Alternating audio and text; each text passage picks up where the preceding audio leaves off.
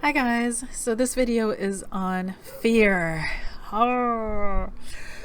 Now, one of the things that you will definitely deal with one way or another, and there are probably as many ways as there are people to deal with this when spiritually awakening, and also when not, but it's part of life, it's part of the life experience, is fear.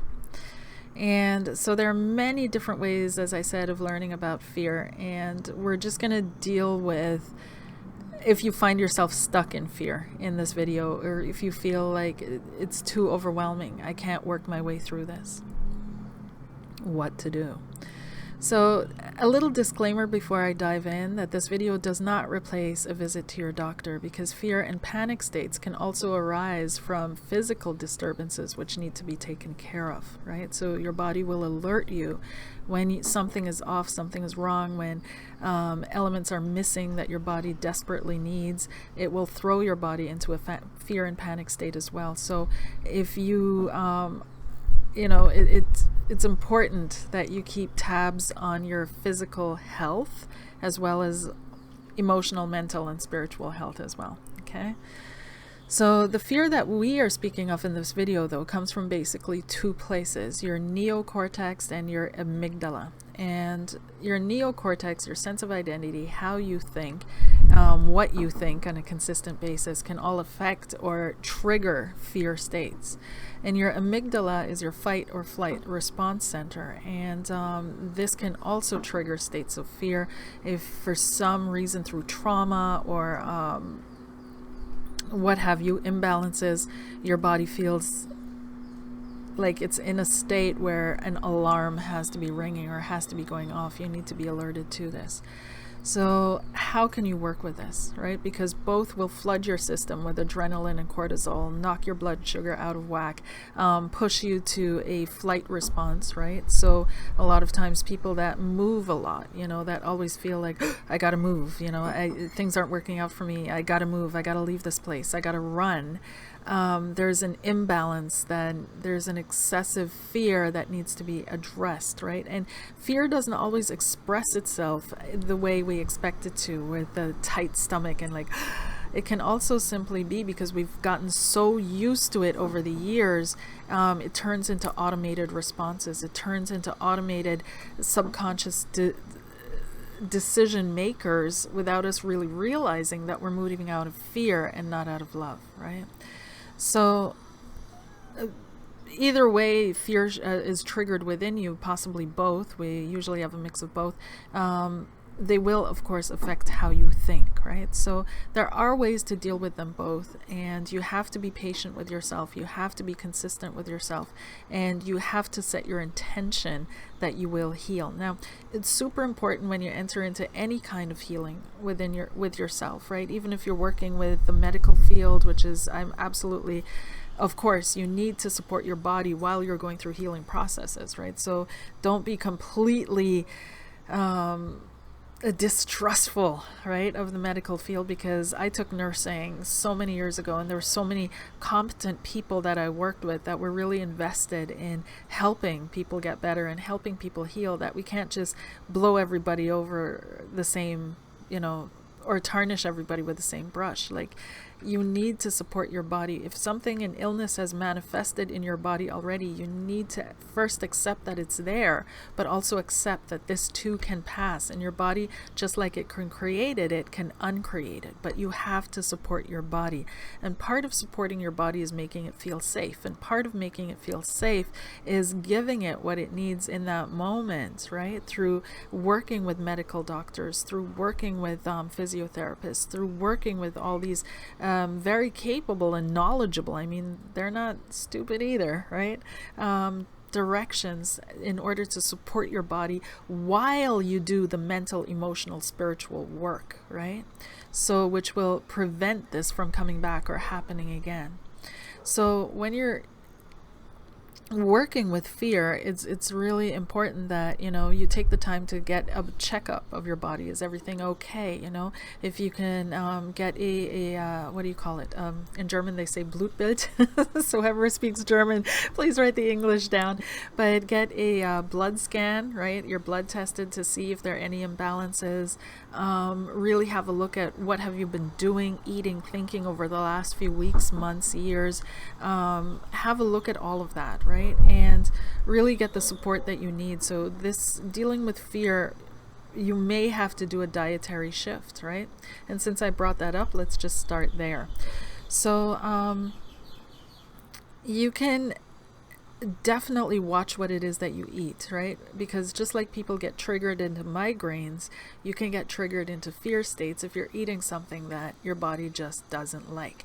Plus, if you're already sensitive and you're already empathic, you want to avoid products that already contain fear vibrations in them, or fear substances such as hormones, adrenaline in them, such as what we find in meat, right? So you want to avoid meats, dairy for sure, and try to find something to substitute that, right? So try to eat a lot of vegetable proteins and things like that. Plus, it's a much more peaceful vibrational energy that you're then ingesting, so you'll be able to find peace than with animal meat that has a lot of hormones, steroids, adrenaline, stress hormones, what have you, in the meat that you're eating, right? Because that will add to whatever your body's producing on its own anyways, and has to be broken down and transported out of your system same way, right?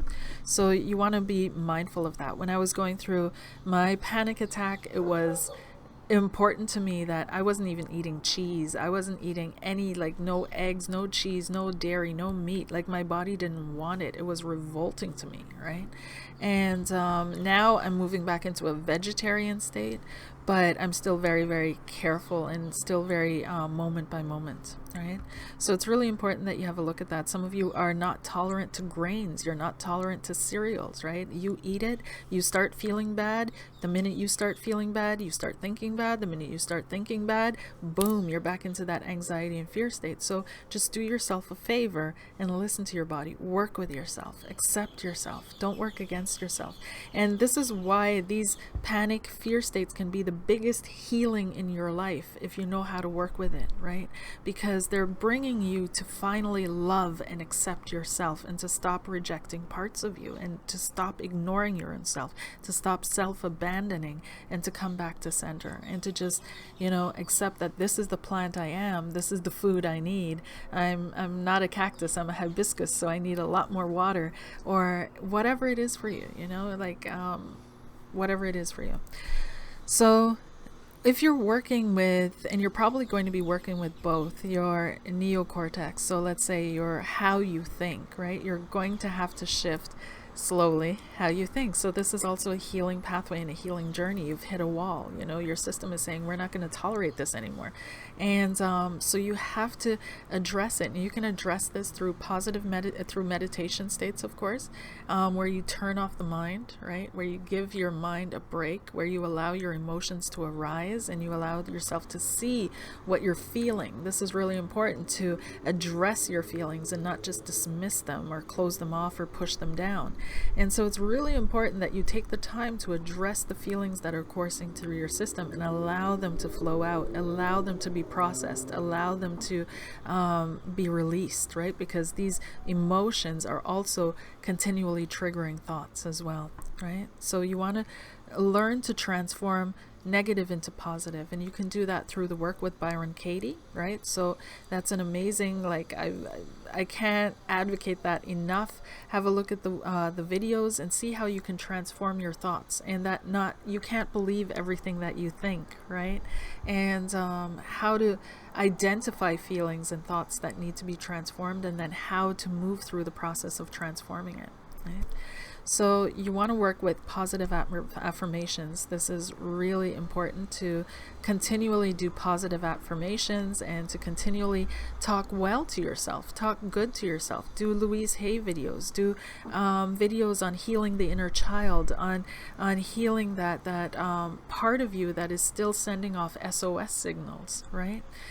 So if you're working with your amygdala, though, it's going to be more physical, because the amygdala is not reachable by conscious thought. This is your oh my God, like life or death siren. It's on a layer in your mind where it's not reachable by conscious thinking, and this can be set off through a lot of things: chemical imbalances, it can be trauma, it can be obsessive negativity that has triggered your body into certain states, and on and on. So you can eventually, it will trickle down into that mind as well, right? But it's kind of like the base system of your system, you know, and it's designed to not be influenced by the wildness, because when you're in your fear and panic states, right, or you have to move, that tiger is coming, it's about to attack you, your mind is going all over the place. So this system is designed to actually, in states of panic, to kind of pierce through the mind, or not ignore that mind, right, and push you to do what it is that you need to do, push the body to do what it is that you need to do. The mind can then keep up, or you can keep up, but the body's like, out of here, I see a bear. You can think about it, chat about it, argument, I'm out.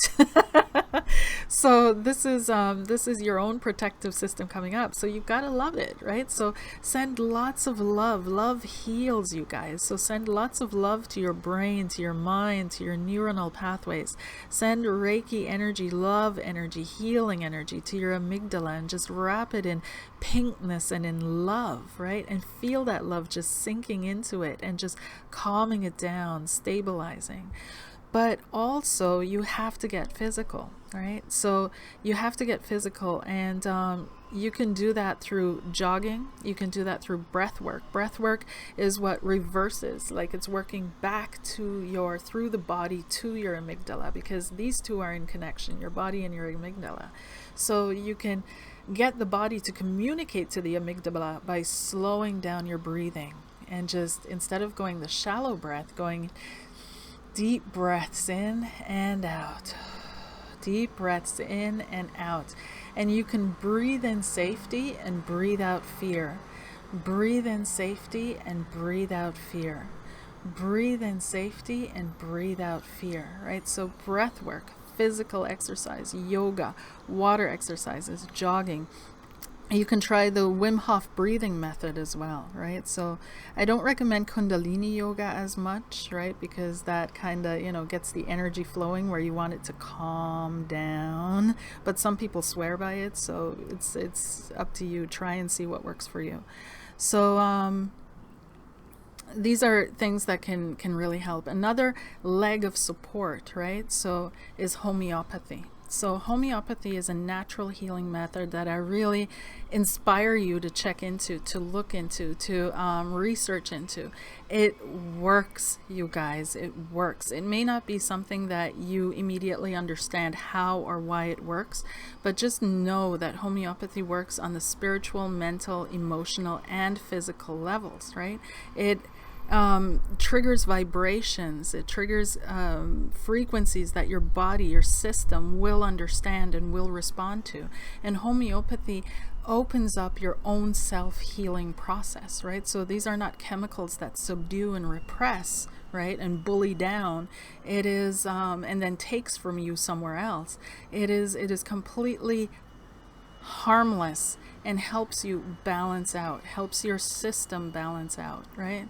So I'm not going to dive too much into what it is, but I invite you to research that, because it has worked for me. It continues to work for me, and it's absolutely gentle, right? It's absolutely gentle, and there's no harm to it, right? And it doesn't harm your body in any way. So check that out and work through your stuff, right? Work through your stuff. And you do that by working through in meditation. So take the time in the morning or in the evening, whenever you choose or when you need to sit and breathe or lie down and breathe. And just scan through your body and ask yourself, what feeling is there right now?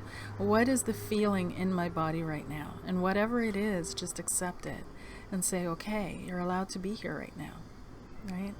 And I accept this right now, because all it is something that you've created. There's nothing to be afraid of, right? You created it, so you can also uncreate it. And so you accept that feeling, and you allow it to flow. You just allow that feeling to flow, and you allow whatever it is to be. And in one case, you can intensify the feeling to really let it flow out of your body and just really feel into the feeling until it dissipates. Or you can start imagining, like, if I had to draw it, what would it look like? If I had to give it a shape, what would it be? If I had to give it a size, a weight, an intensity, an age, right? When did this feeling first arise? Where was the first time I felt this feeling? What happened in that situation? Usually there's something from deep childhood that comes up. Now, those of you that have suffered deep trauma, it is advisable to only do this with someone you love and trust, who can talk you through the experience, who can get you out of the states in case you find yourself trapped in that, right? But for those of us that, we're dealing with fears, natural fears, it's okay to release it, right? We're suppressing and pushing down, but fear is your ally, right? Remember Avatar? I love that movie Avatar. But what was so significant to me was the scene where the hero, I forget his name, it's been such a long time, but he finally flies his dragon, right? He finally flies that sky dragon that they're all flying, right? And dragons represent fear in mythology, right? It represents the lie, the untruth, the fear, right?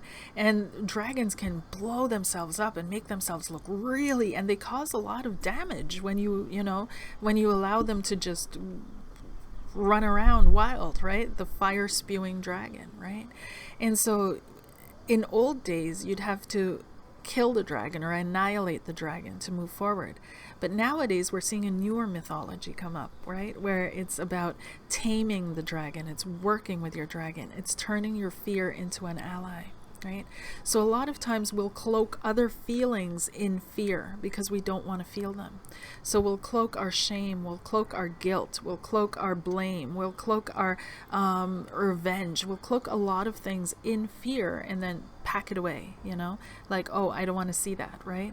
And the fear is kind of like a red ticker tape around it, kind of like do not touch, or the yellow stripes that we place, that police will place in front of a crime scene, do not cross, But once you allow the fear to dissipate and all of a sudden what's behind it is revealed, it's usually not that big of a deal, right? This is like the Wizard of Oz, like this little being who's creating this whole thing, So you're allowing that to dissipate, and you're allowing the truth to come up. You're allowing the true feeling to finally arise. And then you can start the work of shifting a negative into a positive, and you allow it to flow away. And this is why fear states can be so healing, because you're finally truthfully healing. You're finally truthfully healing on a deep level, whatever it is that has been causing you discomfort for so long. So don't be afraid of fear, right? Don't be afraid, because the truth is you are love. You have always been love. You will always be love, right? Because you can sit and you can look at fear. So that means you are not fear, and yet it is radiating from you. It's emanating from you because you're creating it. So you make the shift within yourself, and now you're radiating love. You're radiating all this beauty, right? And you're working through. So it can be peaceful, and to support yourself, like I said, the pillars of working with that for mental health, emotional health, is the work that you do. Homeopathy can be a pillar as well, and whatever it is that arises. And on top of that rests your health. Okay? Take care, you guys. Bye.